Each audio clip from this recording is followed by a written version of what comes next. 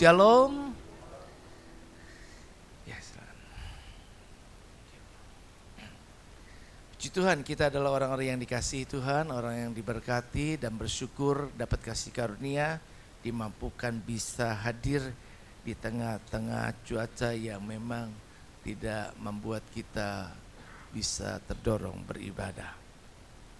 Tetapi bersyukur kepada Tuhan pada saat ini, mari kita juga kembali mau merenungkan firman Tuhan.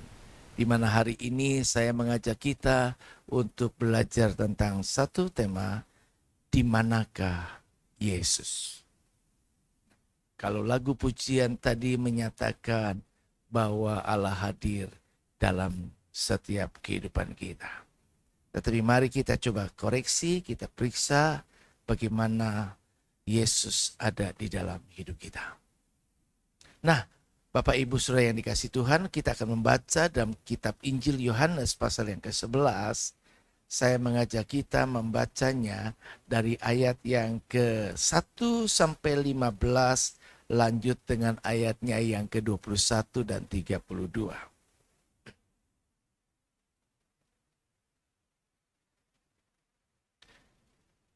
Kita akan membaca ayat ini bergantian, silakan buka gadget, saya tidak menyiapkan teksnya, tetapi kita akan membuka di Alkitab ataupun di gadget yang ada ya.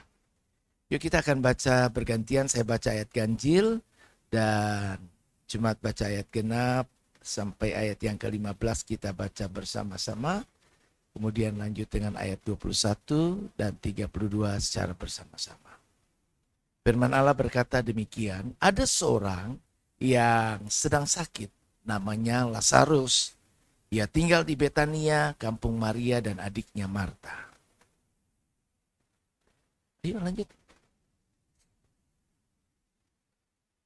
Bawa Alkitab kan? Enggak bawa Alkitab, kebiasaan saya kasih teks ya. Oke, 1, 2, 3.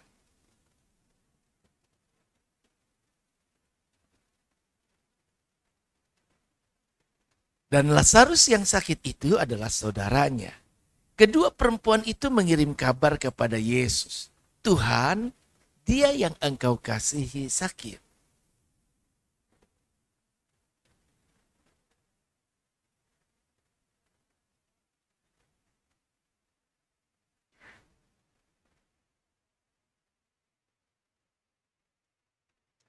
Yesus memang mengasihi Marta dan kakaknya dan Lazarus.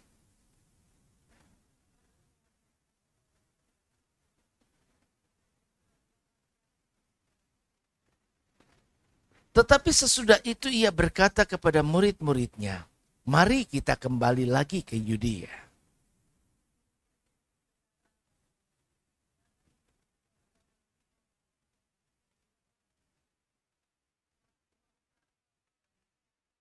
Jawab Yesus, bukankah ada 12 jam dalam satu hari? Siapa yang berjalan pada siang hari, kakinya tidak terantuk karena ia melihat terang dunia ini.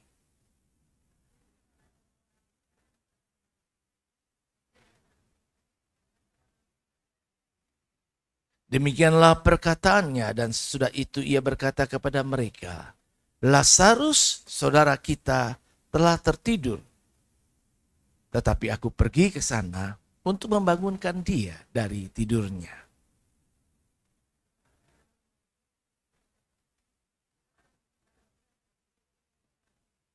Tetapi maksud Yesus ialah tertidur dalam arti mati, sedangkan sangka mereka Yesus berkata tentang tertidur dalam arti biasa.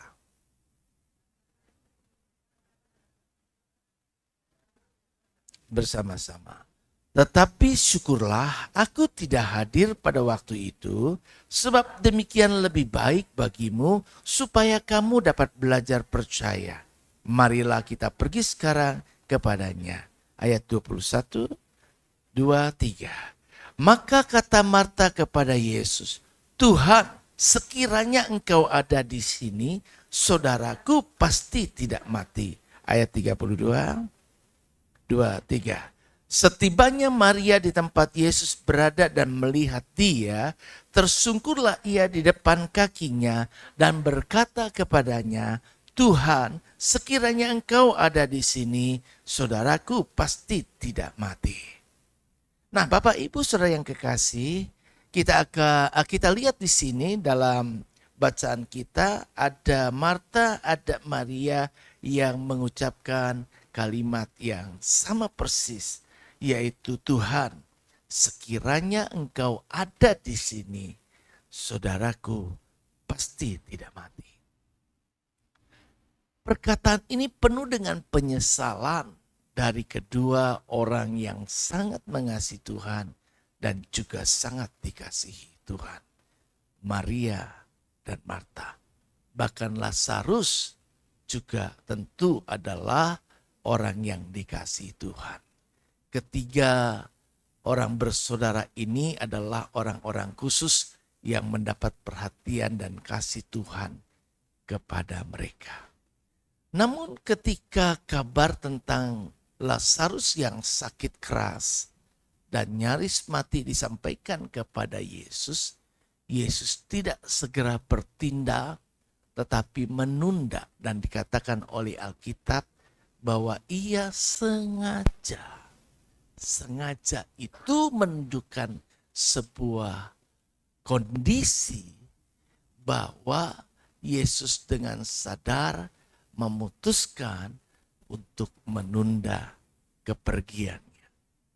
Dan Yesus juga dengan sadar mengetahui segala sesuatu yang terjadi dan yang akan terjadi. Kalimat-kalimat yang diucapkan Yesus tidak di kondisi Yesus sudah melihat situasinya. Tetapi kalimat bahwa Lazarus tertidur dalam arti sudah mati, itu menunjukkan kemahakuasaannya. Dan itu juga menunjukkan ketika ia berkata, itu semua boleh terjadi, biarlah semuanya ini boleh terjadi, ya, supaya anak Allah dimuliakan. Ada satu tujuan dari sebuah peristiwa yang tentunya dalam arti kita bisa melihat di sini sangat jelas, apapun situasi yang dihadapi oleh manusia, di saat manusia merasa tidak ada Yesus atau kita mempertanyakan di manakah Yesus, saat saya sedang mengalami situasi justru saya membutuhkan kehadiran Yesus. Di situ menunjukkan bahwa Yesus itu Maha Tahu. Yesus itu juga pengendali segala sesuatunya. Dan kalau itu dibiarkan terjadi dan tetap terjadi sampai akhir sekalipun kita melihat kenyataan pahit, kematian yang terjadi, maka semuanya itu ada maksud rencana Tuhan di dalam kehidupan manusia. Nah, di manakah Yesus menjadi perenungan pada hari ini buat kita sekalian ya. Nah, sekiranya engkau ada di sini, ada satu harapan. Seandainya Tuhan ada di sini, maka apa yang sedang terjadi, bahkan yang sudah terjadi ini tidak seharusnya terjadi.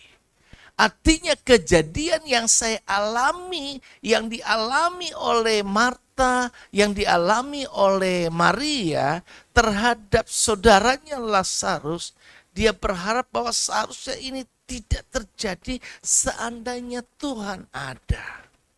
Jadi di manakah engkau Yesus ketika aku sedang membutuhkan engkau? Mereka percaya ada kuasa Tuhan. Mereka percaya bahwa Yesus itu penuh kuasa dan sanggup menolong. Dia mengandalkan. Tetapi orang yang mengandalkan Tuhan belum tentu berarti ada Tuhan di dalam hidupnya. Di saat-saat tertentu tidak berarti bahwa Tuhan kemudian hadir dan memberikan pertolongan seketika. Ketika Yesus hadir tidak juga berarti kemudian tidak ada masalah di dalam hidup seseorang. Dan karena itu dia bingung. Waktu yang terjadi itu kok begini ya? Di manakah engkau Yesus? Kami perlu. Nah, kadang pertanyaan dalam hidup kita sering muncul, yaitu saat doa kita belum terjawab. Mungkin kalau dalam waktu 1 minggu kita masih sabar.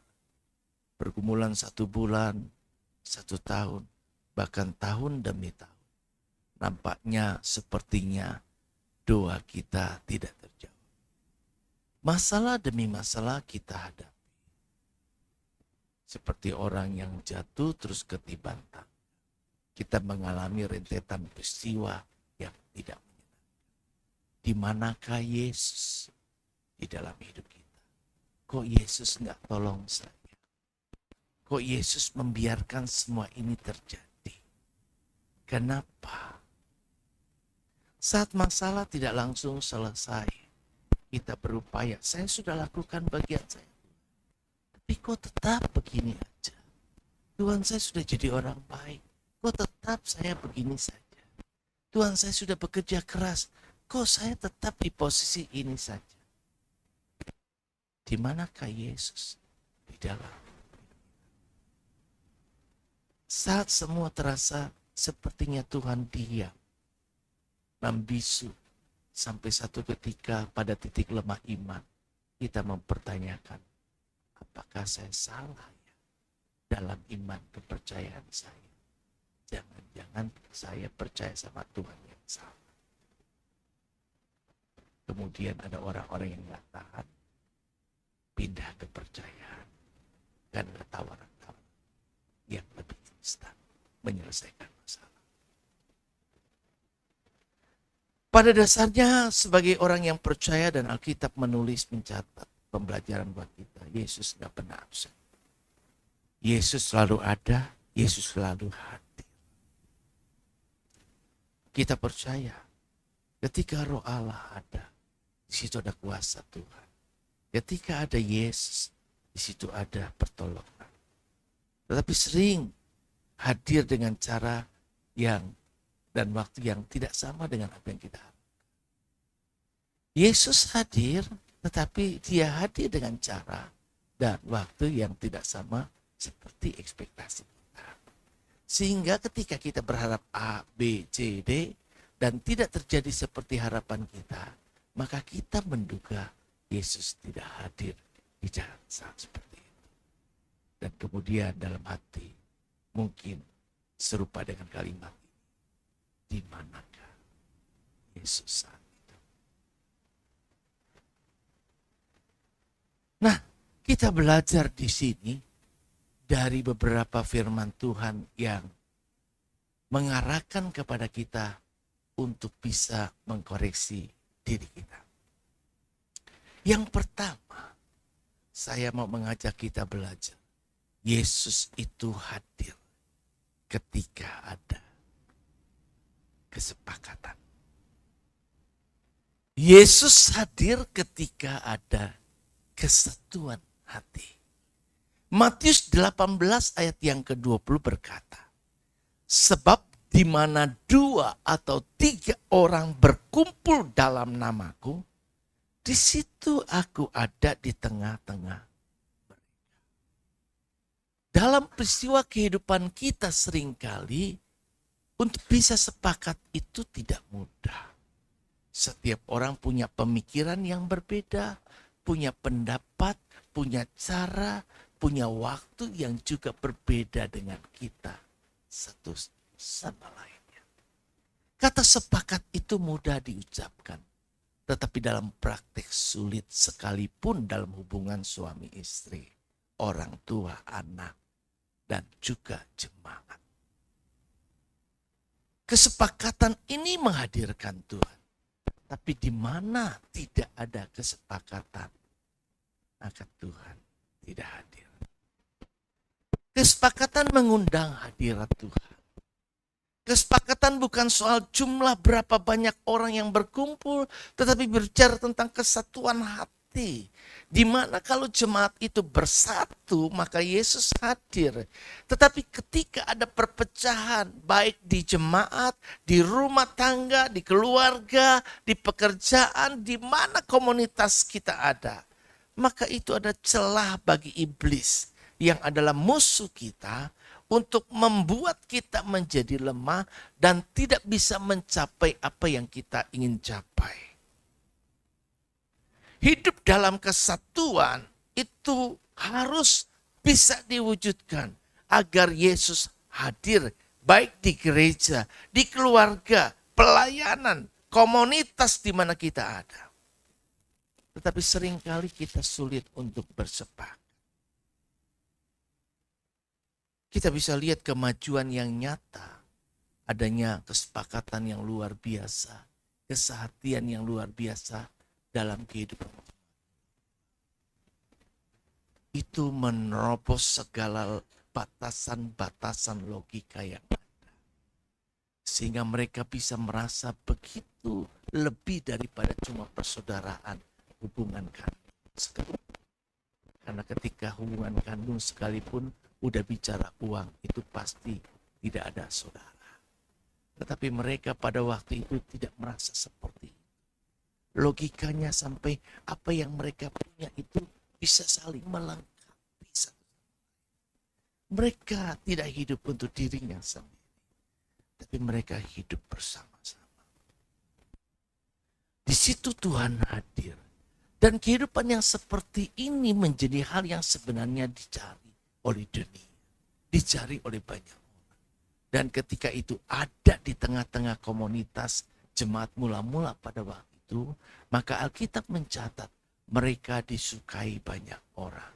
Dan karena mereka disukai banyak orang, maka ada pertumbuhan, ada perkembangan, ada kemajuan. Ada banyak hal-hal perkara ajaib yang terjadi. Kita berupaya dengan akal. Kita berupaya dengan ilmu untuk menerapkan cara-cara bagaimana memajukan segala sesuatu. Tetapi kita bisa lihat semuanya kuncinya. Kita butuh Yesus hadir. Dan Yesus hadir ketika ada kesepakatan. Jadi yuk mari kita ciptakan kesepakatan itu. Tuhan bekerja di tengah hati yang bersatu. Bukan hati yang tercerai-berai. Di mana Yesus hadir kita tahu. Di situ ada mujizat. Hal-hal yang kita alami merupakan sesuatu yang rasanya nggak mungkin secara logika. Tapi bisa dibuat Tuhan menjadi mungkin. Karena tidak ada perkara yang terlalu sulit untuk bisa Tuhan kerjakan. Sekalipun penilaian waktu manusia sudah terlambat. Ketika Lazarus sudah mati. Tetapi tetap ketika Tuhan hadir. Kematian tidak membatasi apapun. Dan bukan akhir segala-galanya. Buat Tuhan bekerja. Bapak Ibu Saudara yang dikasih Tuhan. Kita belajar hal penting ini. Karena itu perlu kesepakatan. Kesepakatan bukan soal jumlah berapa banyak. Kesepakatan bicara kesatuan hati. Kesatuan roh. Ini bicara hal-hal yang tidak nampak secara jasmani. Dunia bersama dengan Tuhan adalah dunia. Karena itu barang siapa menyembah Dia, harus pun menyembahnya.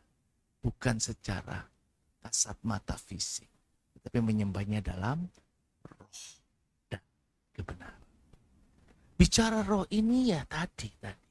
Dunia kita dunia. Jadi karena itu yuk satukan hati. Kalau kita punya kepentingan yang sama, punya tujuan yang sama, dengan roh yang sama, bukan roh yang berbeda, yaitu Roh Kudus yang menyatukan kita, maka Dia akan membawa kita kepada kesatuan. Dan di situ Yesus hadir. Sekali lagi, di mana 2-3 orang berkumpul dalam nama, di situ aku ada. Tapi sekalipun orang berkumpul jumlahnya terpenuhi 2-3 bahkan lebih, seringkali di dalamnya tidak ada kesehatian. Jadi kesehatian bukan soal jumlah. Bicara hati. Bicara hati itu chemistry. Ada chemistry. Ya, Kalau orang punya chemistry, tahu dong. Ngerti nggak ibu-ibu? Chemistry ngerti nggak? Bahasanya apa ya? Bahasa awam ibu-ibu apa ya? Chemistry ada ikatan. Oh gitu, ikatannya. Jadi nyambung gitu loh, connect. Bisa nyambung, kita ngerti tuh, ya kan? Dia pakai bahasa yang cuma bahasa isyarat aja kita udah paham banget. Gitu. Jadi bisa paham, bisa ngerti. Di sini sulit loh. Kita sampai sekarang usia lebih dari setengah abad gereja itu juga masih sulit loh untuk bisa punya chemistry itu satu dengan yang lain. Bahkan nggak komunitas yang lebih besar di gereja ini, komunitas di rumah saja juga bisa begitu. Itu sulit untuk bisa punya chemistry satu sama lain, punya kesatuan hati. Sehingga bisa saja terjadi, ya Tuhan tidak hadir di tengah-tengah keluarga kita. Tuhan tidak hadir di tengah-tengah rumah tangga kita. Tuhan tidak hadir di tengah-tengah sebuah hubungan, relasi yang kita bangun. Kenapa? Tidak ada kesepakatan. Tidak ada kesatuan. Karena itu, pesan pertama, mari kita kembali. Musuh kita selalu adalah, kita belajar, Indonesia dijajah berapa banyak tuh? 350 tahun oleh Belanda, ditambah oleh Jepang, belum Portugis, ya banyak yang lainnya. Kenapa berturut-turut Indonesia masih terus kayak begitu? Bahkan di tengah-tengah situasi seperti sekarang ini saja, yang katanya Indonesia sudah merdeka. Berapa sih kemerdekaan Indonesia sekarang usianya? 80 ya, 80 kan? Jadi perjalanan sudah 80 tahun saja usianya. Tetap kita masih terjajah. Bukan oleh penjajah seperti fisik dulu oleh Belanda, oleh Jepang, oleh Portugis, atau yang lain-lain. Tapi seringkali kita dijajah dalam bentuk-bentuk yang lainnya. Sehingga Indonesia masih tetap lambat pergerakannya dibanding yang sama-sama kemerdekaannya itu tahunnya itu dengan Korea Selatan. Korea Selatan teknologinya sudah jauh lebih canggih. Tidak ada di situ intoleransi, tapi di sini masih bicara yang begitu-gituan.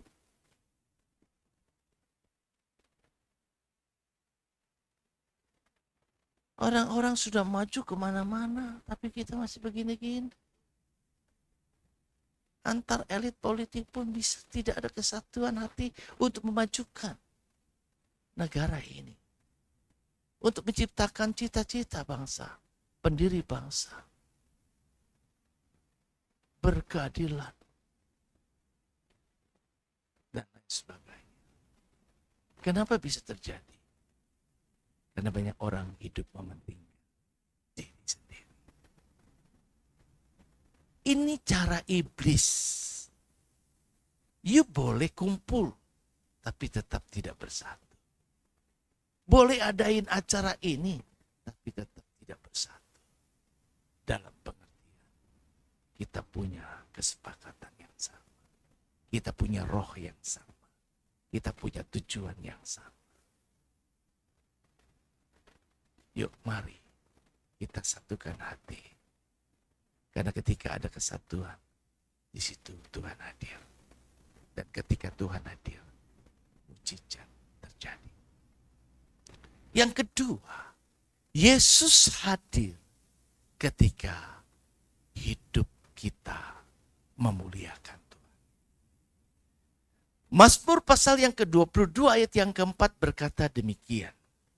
Padahal engkaulah yang kudus, yang bersemayam di atas puji-pujian orang Israel. Padahal engkaulah yaitu Allah yang kudus bersemayam. Dia bukan cuma bertata saja. Dia bersemayam, dia tinggal, dia menetap di atas puji-pujian orang Israel. Puji-pujian, pengagungan, menghantarkan kemuliaan, mengembalikan kemuliaan. Musuh kita adalah iblis. Iblis itu tidak menyeramkan secara fisik seperti yang diilustrasikan secara visual oleh bangsa ini. Setiap bangsa negara memvisualisasikan iblis itu dengan cara yang berbeda. Ada yang kayak begini-begini gitu kan. Kalau itu Cina ya, Cina gitu kan. Bisa ditempel pakai surat begitu aja dia bisa diem begitu kan. Gampang itu kalau kayak gitu musuh kita kayak gitu mah. Ya enggak, kita siapin aja itu. Kayak gitu. Masalahnya iblis gak bisa didiamkan dengan tempelan-tempelan. Tidak juga dengan logo salib. Enggak. Karena iblis itu juga roh. Iblis itu malaikat. Iblis itu malaikat tercantik, terganteng, terelok. Kata Alkitab. Lucifer itu malaikat terelok. Jadi kalau digambarkan dengan bercaling, menyeramkan, ya kan, belakangnya bolong. Penakut-nakuti. Iblis kalau ditakut-takuti ya kita ngadep ya kayak gini kita udah ketahuan. Iblis itu malaikat terang, bisa menyamar malaikat terang katanya. Jadi kita ini bisa ketipu. Dia terlalu pintar. Terlalu hebat. Kenapa kita butuh Tuhan? Karena musuh kita itu lebih hebat dari kita. Kita butuh Tuhan. Itu udah, kalau levelnya udah musuhnya Tuhan. Iblis itu kan musuhnya Tuhan. Kalau levelnya kita menghadapi musuhnya Tuhan, itu musuh kita itu luar biasa kekuatannya. Levelnya gak kelas dengan kita. Jadi kita butuh Tuhan. Kita butuh kehadiran. Tapi Tuhan selalu hadir kalau kita itu hidup memuliakan. Memuliakan Tuhan bukan hanya lewat lagu. Tadi kita puji, kita muliakan Tuhan. Ya dia bertata di atas pujian, bahkan katanya bersemayam di atas puji-pujian. Tapi makna puji-pujian ini tidak sekedar ucapan bibir. Karena Alkitab telah menulis ya kan, ya bangsa itu memuliakan Allah dengan bibir, tapi hatinya, kembali lagi hati ya, hatinya jauh. Hidupnya itu tidak seperti itu. Antara bibir dengan kelakuan, sikapnya itu tidak sinkron, tidak sejalan, tidak selaras. Tidak menunjukkan bahwa itu dia memuji, memuliakan Tuhan.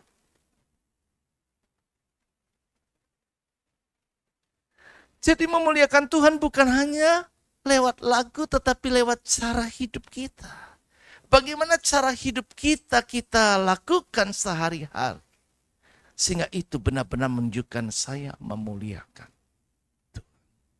Hidup yang memuliakan Tuhan itu, ya, kita bisa lihat ini banyak orang tentu ingin Tuhan hadir memberkati hidupnya, tetapi hidupnya tetap berpusat pada diri sendiri.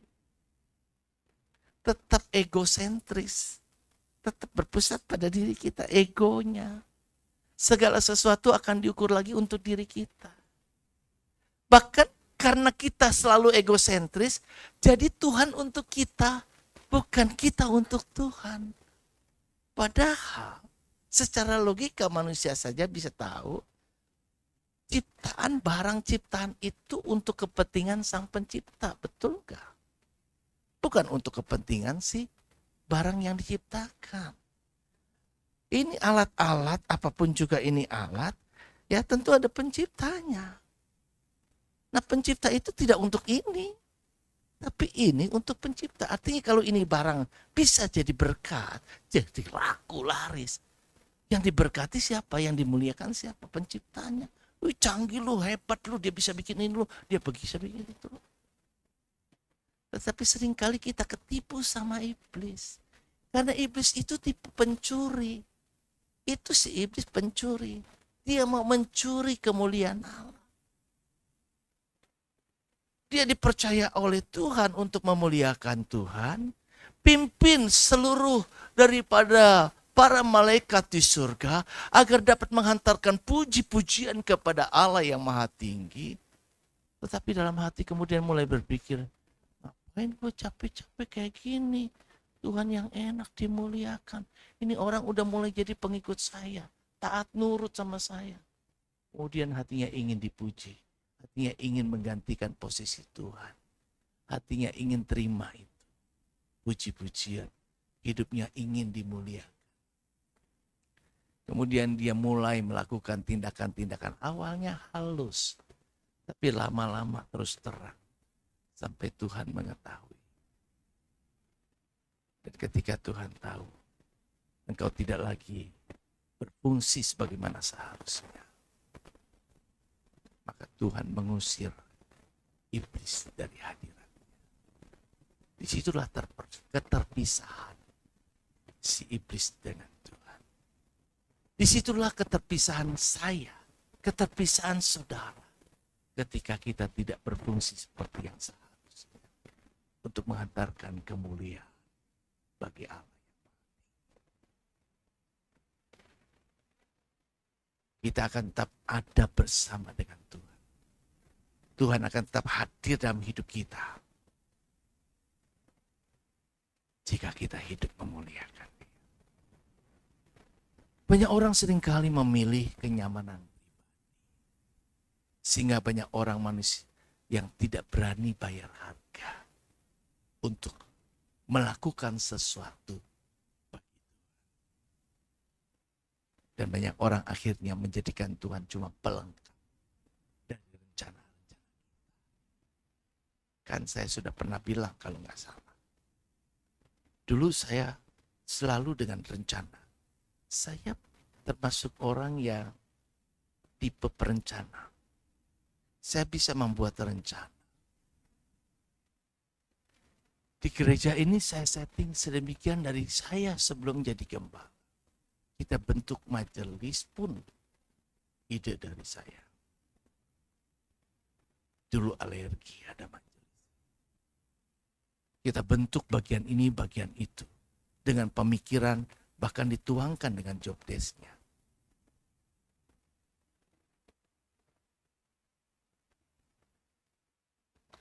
Terus kalau kita sudah buat rencana, kita berdoa secara rohani.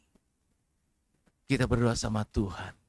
Kemudian minta Tuhan tolong supaya rencana saya terwujud. Jadi seringkali yang terjadi adalah saya menjadikan Tuhan untuk bisa mendukung saya. Apa yang saya mau rencanakan. Tapi setelah saya baca buku yang saya nggak tahu pengirimnya siapa.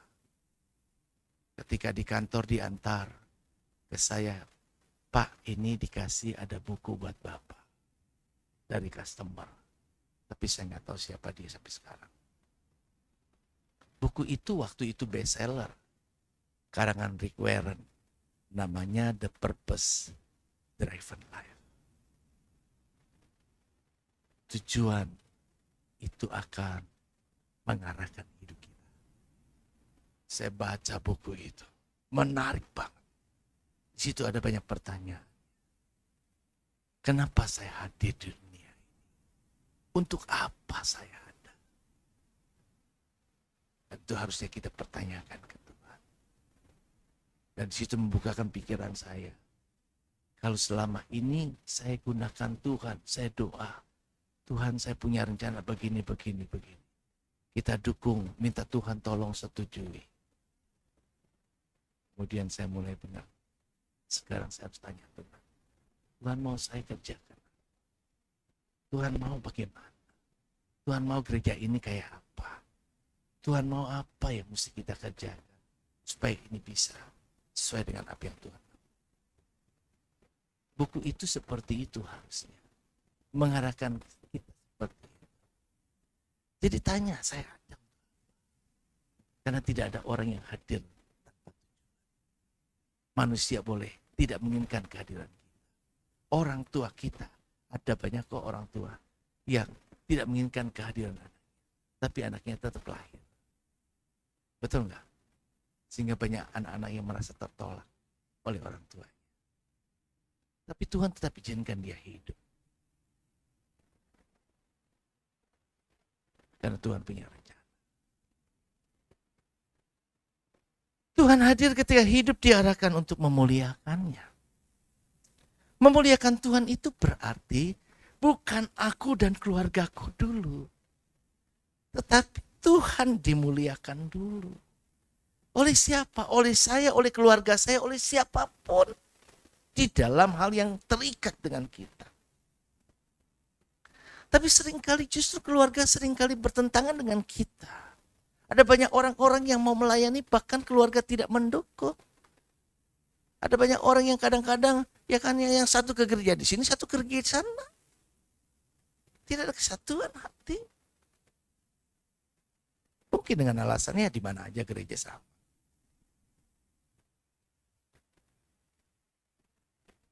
Satu Korintus 10 ayat 31 berkata, aku menjawab, jika engkau makan, atau jika engkau minum, atau jika engkau melakukan sesuatu yang lain, apapun itu, lakukanlah semuanya itu untuk kemuliaan. Bukan untuk kemuliaan diri kita. Karena ketika kita lakukan untuk kemuliaan diri kita, itu yang dilakukan oleh Lucifer. Itu yang dilakukan oleh Lucifer. Seharusnya dia melakukannya untuk itu kemuliaan. Tapi yang terjadi, makanya dia dilempar ke bumi. Kejadian 1 ayat 1 berkata begini, pada mulanya Allah menjadikan langit dan bumi. Ayat 2, bumi belum berbentuk dan roh Allah melayang-layang di atas permukaan air. Dan seterusnya, dan seterusnya. Antara ayat 1 dengan ayat yang kedua dari Kejadian pasal 1 ini, tidak banyak mengetahui. Disitulah jeda waktu yang sangat panjang dan berbeda. Awal mula Tuhan cuma mau ceritakan. Nggak cukup waktu untuk dikisahkan. Ini kisah kita ini bukan kisah pada waktu yang pertama itu. Kisah pertama Tuhan mau kasih tahu, sebelumnya aku sudah jadikan langit dan bumi loh. Bumi sudah ada, langit sudah ada. Cakrawala sudah ada. Bukan belum berbentuk. Tapi yang kedua itu penciptaan yang kedua. Itu sebabnya kalau penciptaan yang kedua dari sejak penciptaan kedua Adam dan Hawa sampai generasi sekarang, hitungan kalender Alkitab itu baru berusia 6.000-an tahun. Sementara ilmu pengetahuan menunjukkan ada dinosaurus, ada manusia-manusia purba yang usianya sudah ribuan tahun. Betul nggak? Nah itu terjadinya sudah ada memang di ayat 1. Terus ayat 2 penciptaan itu Allah sudah ciptakan manusia pada hari yang ke-6. Tapi tiba-tiba di situ kan nanti ada ular. Ular yang sebenarnya dikatakan bukan ular binatang biasa. Tapi iblis. Kok iblis ada di situ? Dari mana iblisnya? Iblis itu siapa? Lucifer kan? Lucifer itu ada di mana tadinya? Di surga. Kok ngapain dia di situ sekarang? Karena udah dibuang. Udah dilempar. Kenapa? Karena sudah terjadi pemberontakan. Mencuri kemuliaan Allah. Dibuang ke bumi. Makanya ada setan di sini. Kalau enggak ada setan. Awal pertama Tuhan jadikan langit dan bumi. Tidak ada iblis. Karena belum ada pemberontakan.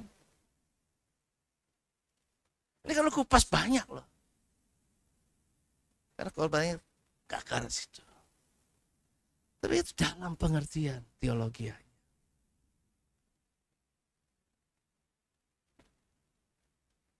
Nah jika hidup kita tidak seperti itu, hati-hati. Kehadiran Tuhan dan pengorbanan. Tidak ada kemuliaan tanpa harga yang harus dibayar. Abraham memuliakan Allah dengan ketaatan hidupnya. Apapun yang Tuhan minta untuk ia lakukan. Ia tak melakukan. Dengan cara itu, ia memuliakan Tuhan. Daud memuliakan Tuhan dengan menyembah dan hidup berkenan seperti yang Tuhan mau. Maria hidup memuliakan Allah dengan ketaatan yang penuh risiko sebagai seorang gadis yang harus mengandung sebelum bernikah.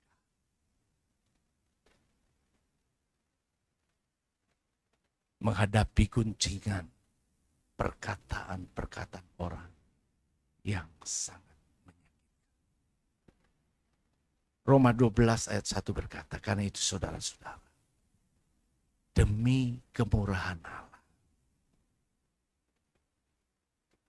aku menasihati kamu, supaya kamu mempersembahkan tubuhmu sebagai persembahan yang hidup, yang kudus, yang berkenan kepada Allah. Itu adalah ibadahmu yang sejati. Ayat ini menyatakan, mendorong kita persembahkan tubuh. Hidup itu tubuh kita.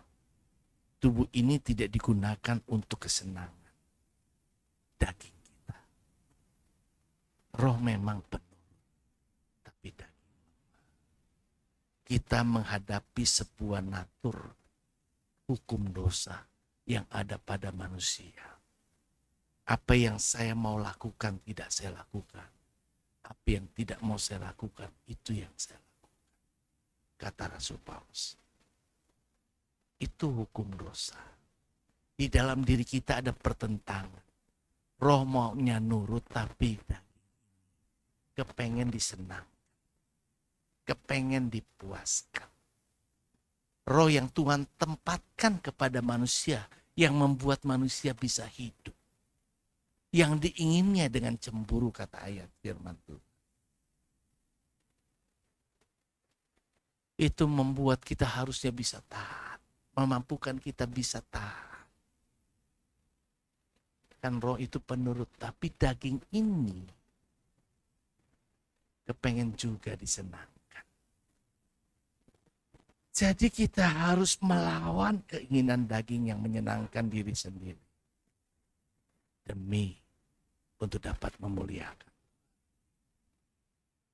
Tuhan tidak hadir untuk memuliakan hidup kita. Tetapi Dia hadir justru ketika kita memuliakan Dia. Ini penting sekali. Tuhan tidak hadir untuk memuliakan kita. Sang Pencipta menciptakan kita. Karena ingin kita ciptaannya dapat hidup dan memuliakan Dia. Kalau enggak kita enggak diciptakan. Tuhan hadir ketika kita hidup memuliakan. Maka ketika kita memuliakan, kita naikkan pujian dengan hati yang kesatuan tadi. Sungguh-sungguh di situ hadirat Allah. Di situ kemuliaan Allah. Dan kalau hadirnya Tuhan ada, kita rasa di situ ada perkara yang ajaib. Mungkin saat orang nyanyi sedang sakit, yang sakit bisa sembuh. Mungkin orang sedang lumpuh gak bisa jalan, dia bisa berjalan. Saya melihat ketika ada di sebuah gereja, kata gerejanya unik, gereja sampah. Kenapa gereja sampah? Karena ternyata di Mesir, itu kita mau ke gereja yang gunung, itu gunung batu. Yang muat ribuan, puluhan ribu orang. Keindahannya luar biasa. Itu melewati orang-orang pemulung. Tempat perkampungan pemulung. Maka disebut gereja sampah. Tapi tahu nggak di situ? Di ujung bagian atas itu ada kerengkeng seperti itu. Situ banyak kursi-kursi roda. Yang para wisatawan datang dengan naik kursi roda. didorong kursi roda. Ketika ibadah di situ, mujizat terjadi. Kursi roda ditinggal, pulang jalan sehat. Jadi banyak kursi roda di sana dan orang-orang sakit sembuh. Mujizat terjadi. Gunung Mukatam itu pernah pindah 3 kilometer dari tempat semula sampai dekat sungai Nil. Itu kelihatan secara kasat mata manusia. 3 kilometer itu jauh. Seberat itu bisa pindah 3 kilometer. Itu bukan cerita dongeng. Tapi kisah nyata di abad 10-11.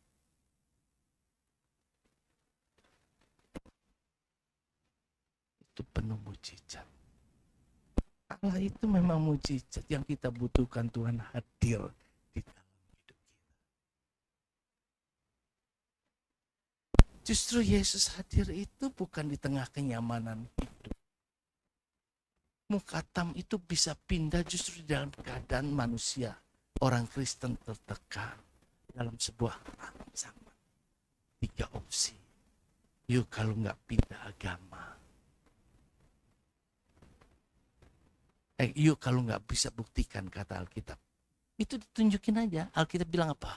Jika engkau punya iman sebesar biji sesawi saja, engkau bisa berkata kepada gunung. Lah orang-orang yang nggak ngerti itu dikira gunung fisik. Pergi ke sini, pindah ke sana.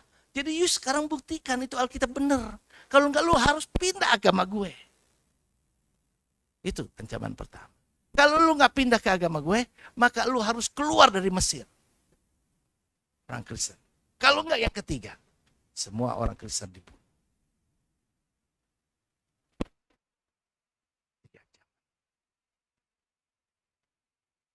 Itu membuat orang Kristen ketika tertekan iman.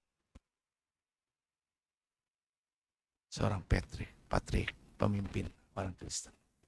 Kalau dulu dibilang paus.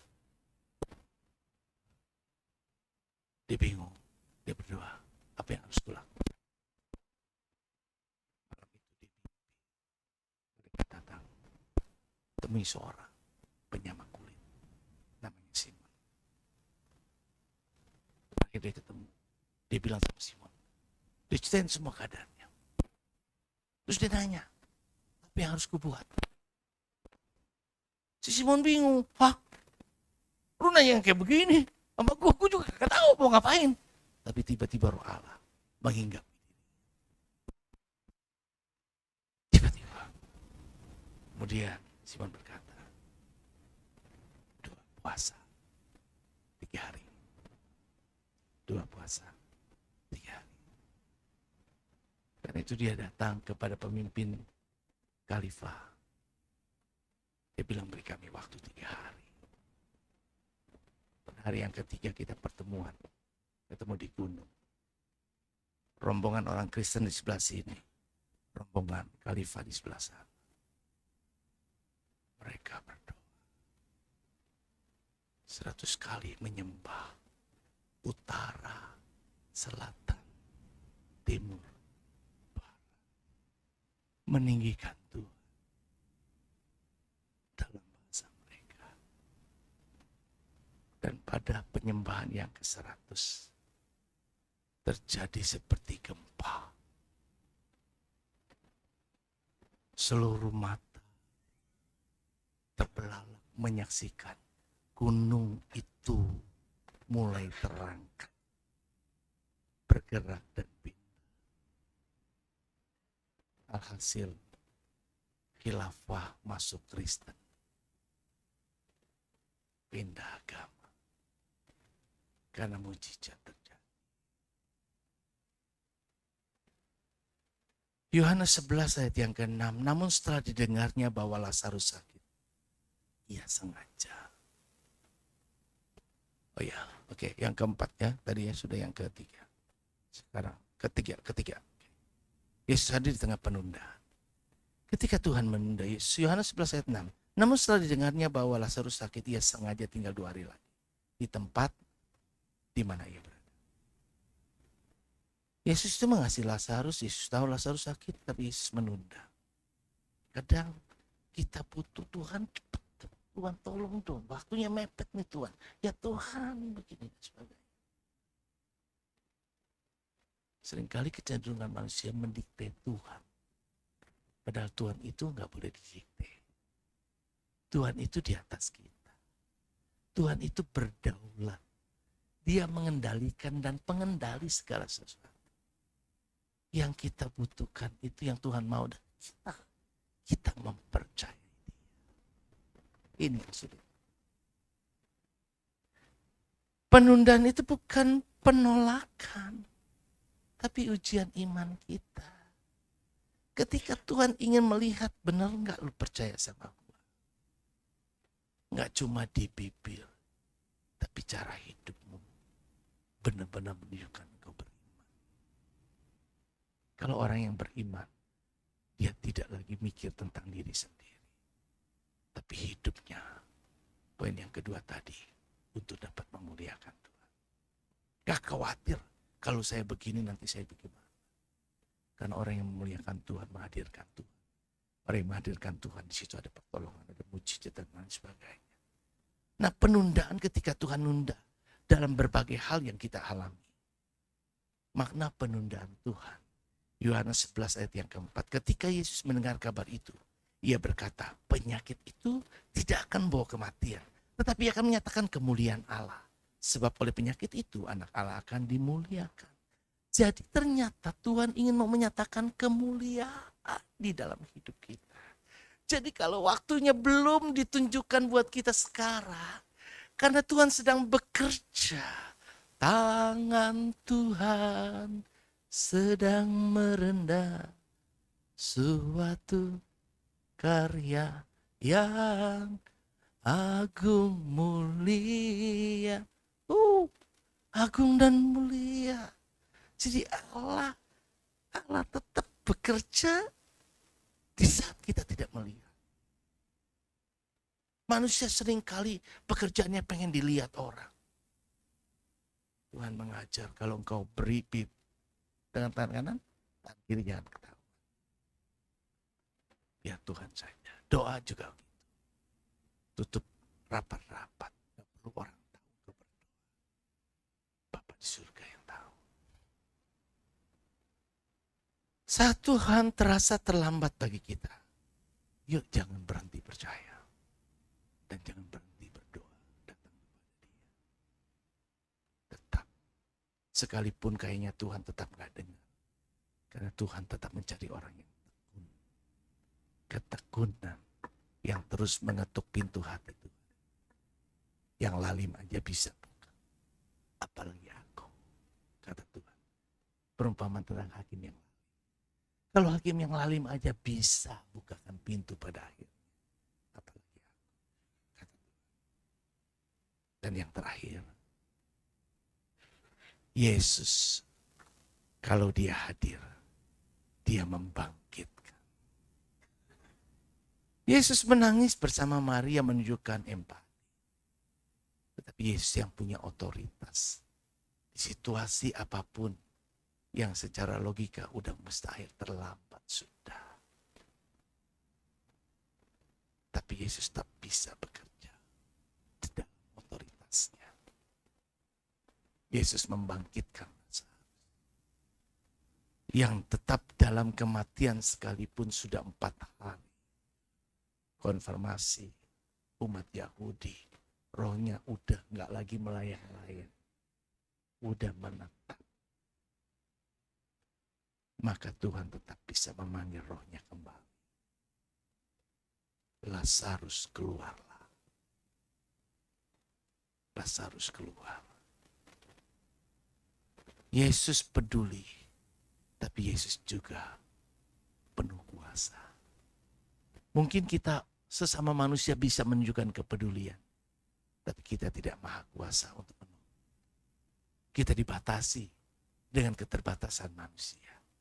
Tapi Tuhan tidak terbatas. Dia bisa lakukan segalanya. Kalau kita dalam keadaan yang lemah, saat ini rasanya jalan buntu lain sebagainya. Logikanya kayaknya udah ketutup mati. Tapi Tuhan bisa menerobos segalanya. Yesus sumber kebangkitan. Kalau ada Yesus dalam hidup kita, kita pasti punya kebangkitan. Kalau ada Yesus hadir di gereja ini, ada kebangkitan. Kebangkitan terjadi. Gak cuma nyanyi. Kan ada kebangkitan yang besar. Kan ada pemulihan di gereja ini. Kapan? Kapan terjadi? Pertama, ketika ada kesepakatan. Kedua, ingat tadi poinnya apa? Pertama tadi ada kesepakatan. Kedua, ketika hidup kita memuliakan Dia. Ketika hidup jemaat memuliakan. Ketika di gereja ini memuliakan. Ketika di hidup kita memuliakan Tuhan. Ketika di keluarga kita memuliakan Tuhan. Menjadi keluarga-keluarga yang memuliakan Allah. Dan yang ketiga tadi, penundaan bukan penolakan, tapi ujian iman. Ya, Yesus hadir ketika kita percaya penuh kepada. Yesus hadir ketika ada iman di dalam. Adakah iman di bumi ini? Dan yang keempat, ketika Yesus hadir, Dia akan membangkitkan. Segala yang mustahil bisa terjadi. Apa yang terasa mati masih bisa dibangkitkan oleh Yesus. Karena Dia berkata, akulah kebangkitan dan hidup. Barang siapa percaya kepadaku, ia akan hidup walaupun ia sudah mati. Jadi, Yesus ada di tengah kesepakatan umatnya. Yesus ada dalam hidup yang memuliakan Tuhan. Yesus tetap ada di balik penundaan yang terjadi. Dan Yesus tetap ada di tengah air mata. Dan Dia mengadakan mukjizat. Yuk pastikan Yesus hadir dalam hidupmu. Hidupku. Tuhan memberkati. Mari kita bangkit diri. Roh Allah yang hidup. Pulihkan.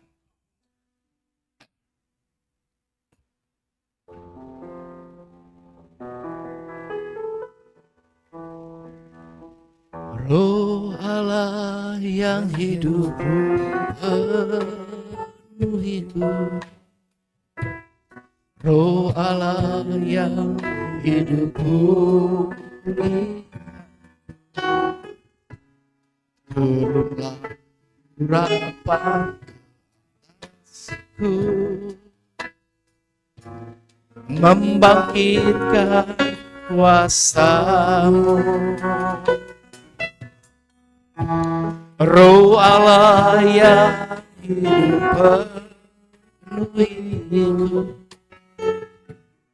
Roh Allah yang hidup pulihkan urapan atasku, membangkitkan kuasa-Mu, membebaskan hidup yang terbelenggu, memulihkan hati mereka yang terluka, serta menjelihkan mata yang buta. Jadikan hidupku alat-Mu, penuhi urapan baru, menyatakan kebesaran kuasa-Mu. Roh Allah yang hidup, Allah yang hidup penuh hidup. Roh Allah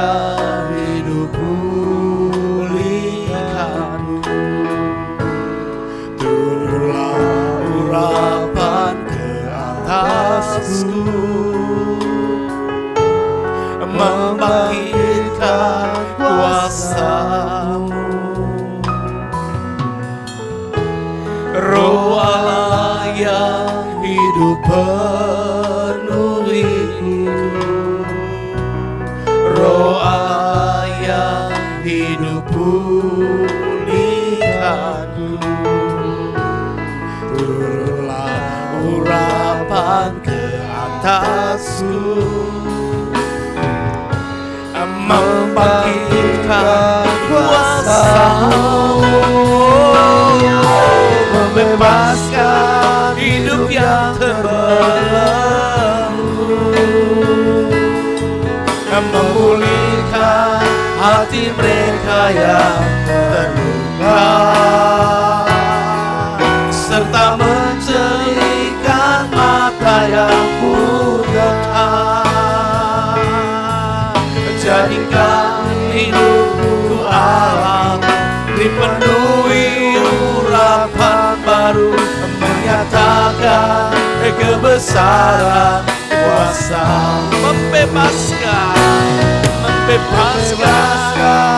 hidup yang terbelenggu, memulihkan hati mereka yang terluka, serta mencelingkan mata yang buta.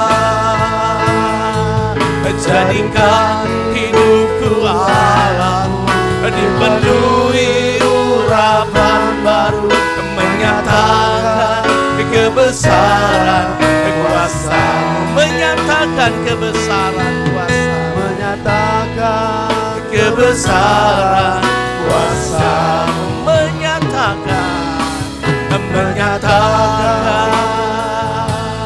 kebesaran kuasa-Mu.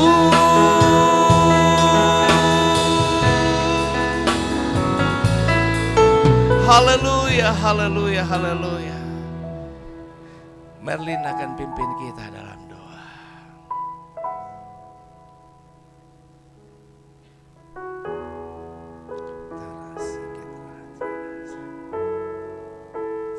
Makasih Tuhan.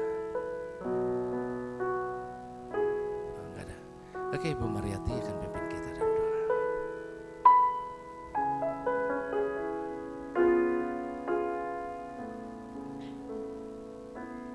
Ibu Mariati akan puji hormat syukur kami naikkan kepadamu siang hari ini Tuhan. kasih. Kami mengucap syukur Tuhan buat kasih karunia-Mu Tuhan yang memberkati setiap kami siang hari ini. Terima kasih Bapa yang baik buat firman-Mu Tuhan siang hari ini yang sudah mengingatkan setiap kami Tuhan. Biarlah setiap kami Tuhan boleh memperoleh kesepakatan Tuhan untuk memajukan gereja kami GBI Gunung Sari khususnya Tuhan. Biarlah setiap kami Tuhan boleh bersatu hati, saling bergandengan tangan Tuhan, untuk boleh melayani Engkau dengan hati yang penuh sukacita Tuhan, dengan hati yang tulus, dengan hati yang rela Tuhan, untuk berkomitmen untuk boleh memajukan gereja kita GBI Gunung Sari khususnya. Terima kasih Bapa yang baik, terima kasih buat segala firman-Mu Tuhan siang hari ini. Biarlah Tuhan mampukan setiap kami ya Roh Kudus untuk boleh tidak hanya menjadi pendengar Tuhan, tapi setiap kami Tuhan boleh menjadi pelaku-pelaku firman-Mu Tuhan di dalam kehidupan kami lepas hari Tuhan. Terima kasih Bapa, terima kasih buat siang hari ini. Terus Tuhan Engkau memberkati hamba-Mu Bapak Gembala yang sudah Tuhan memberkati kebenaran firman-Mu buat setiap kami Tuhan. Engkau Allah yang mengetahui setiap pribadi lepas pribadi Tuhan. Terima kasih Bapa, terima kasih. Berkati hamba-Mu secara khusus yang hari ini Tuhan. Teristimewa Bapa, Engkau berkati setiap pelayanannya, dimanapun hamba-Mu Tuhan boleh melayani.